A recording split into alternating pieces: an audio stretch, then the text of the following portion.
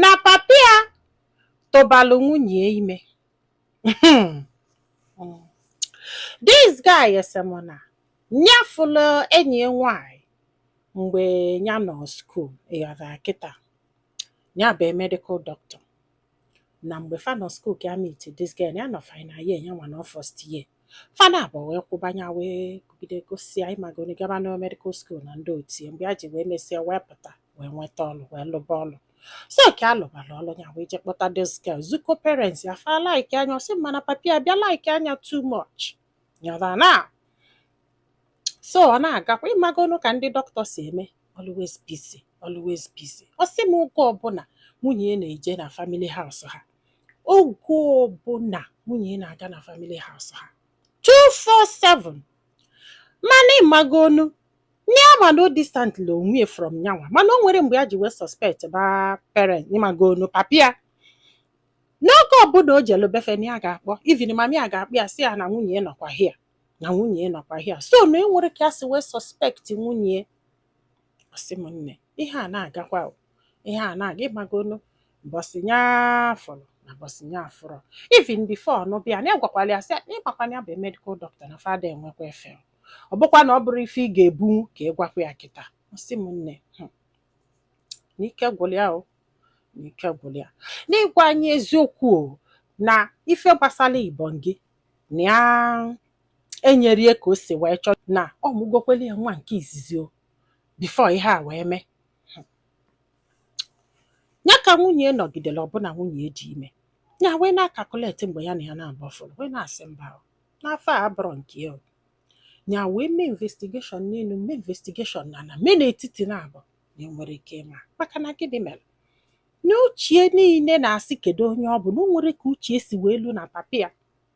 na nwere ya chọkata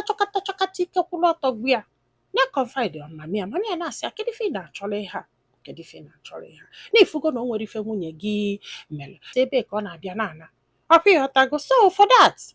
na-asị mba ya bụrụzi nwatakịrị ya bụkwa medical doctor keke esiri ya ama ya wee decide ya ka achịrị ya ka ọ mụọ nwa. Ọ bụrụ na ọ mụọ nwa ka a nene nwa wee dụshọ before ya wee ligolie ya echekwa na egwuregwu. O wee lụọ ka nwunye mụọrọ nwa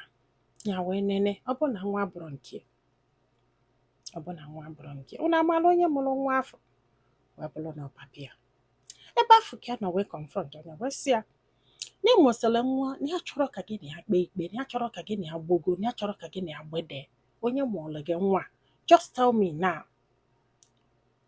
now because ịgwa gị m enwere ike iji iwe were ofu ihe mee gị ebe a. Tell me now na ife a bụ the result nke echekigo na nwa abụrụ nke. So no need of isi asị ọgbogo gbede onye bụ ife anwa wee bụrụ na papi ya. Na ike kwụrụ ọtọ gwa ya ya like na ya mụrụ dị etu a ga-esi wee gwa ya ndị mmadụ na ya chọkwudo ka ndị mmadụ mara onye ya bụ na ya just chọ ka ụwa mara ife nwere ike ime under the sun n'ọbụgodu na nwunye ya akwụghalị maka na ya enwere time for ha yọba na ọ bụrụ papi ya. What a shame. Kedu onye a ga-ebele ọ nwunye ka ọ papi ya? Kedu onye a ga-ebele? Ọkwa ya sị kịta this man na-arụ adụrị ala ti ụlọ ọgwụ gbanye ofu ezigbo ọgwụ dị mma ga-edozi arụ ịghọta na dozie nye ezigbo arụ ọ bụrụ na ya abụla ajọ mmadụ. Kedu etu a ga-esi wee mee ha mami ya na-ayọ ya yọrọ ya gbogo yọrọ ya gbede osekpụla na na-ayọ ya yọrọ ya gbogo yọrọ ya gbede mami ya sị ya nya hapụ ya ka face edie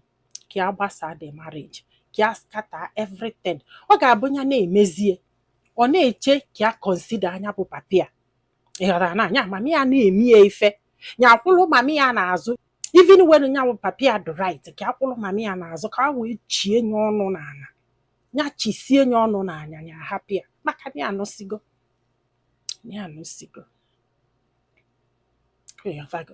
ya agwago nwunye si ya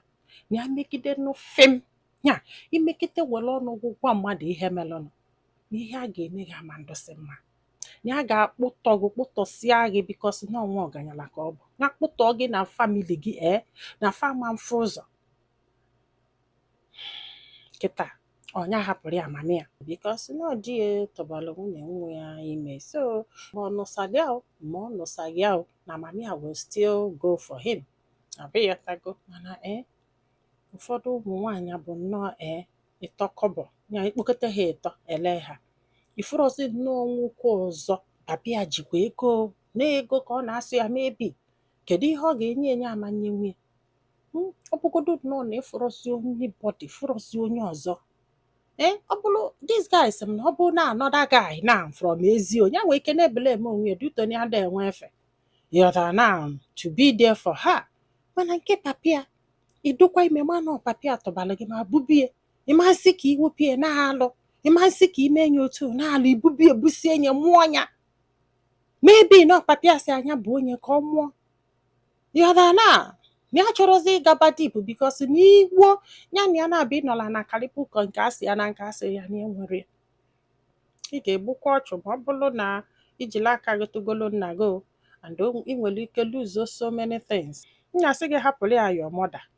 ọ ga-abụ mgbe ya na mama gị sebelisesie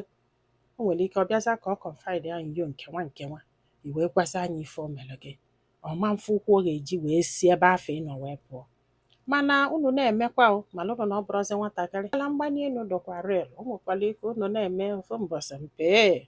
yọta na mana onye melụ nwa ya ụdị ihe ọ na-eche maka ọbara mgbanye elu wee rigobe nwunye nwa ya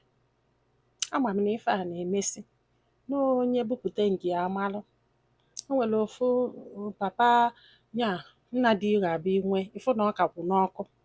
chalachala na-achụ anyhow ihe ọbụla nọ na sekuriti pịa ogbuo nọ ndị ejidere na ndị ejidere ịka ya eme asịba gị n'isi mkpi ka dọ na-akpa mkpi ọsị m ka a na-ekwu ihe a kịta na nwunye nọbie ya chọrọ ka papịa suspect ya ife na-eme na ọ ga-anọbie ya na-enye ya ọmụgwọ fadelesizie with papịa then we now focus on the wife because ya chọrọ ka ọ bụrụ two ways ka esebi esebe because ya gwara ya uche ewu na ya agbaghalụ gị na ọ bụrụ n'ụwa nke ka a ya agbaghalụ n'ụwa sis amụrụ nwa afọ sef na ekubeghị eku ya afọzialụ na ya nyere nwunye ịkọ na nke na bie chọ nọ n'ebe afọ ka ya finish godo with papịa ọ bụrụ gị kedu ife ị ga-eme ife a chọkwa na ịma like ife ọ chọrọ ịma bụ ọnya jiri akịa wee jụọ papịa ya magoro ka anyị na papịa fọchaba maka destin ka ọnya hapụrụ ya mamia like mamia said ịjụọ m sị gị hapụrụ ya your mother etekwe na ọbara mgbanye elu ndị be anyị daalụnụ ka ọ dị n'ụbọchị ọzọ.